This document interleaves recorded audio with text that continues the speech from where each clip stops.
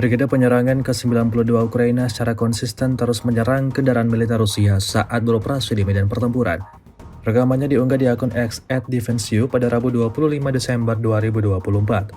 Di wilayah yang tidak disebutkan namanya dalam narasi unggahan, militer Ukraina menggila dalam meluncurkan serangannya. Dua kendaraan lapis baja Rusia alami kehancuran total saat serangan Ukraina datang menerjang.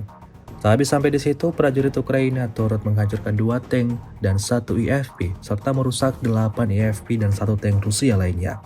Hingga video ini beredar, beragam respon diberikan warganet.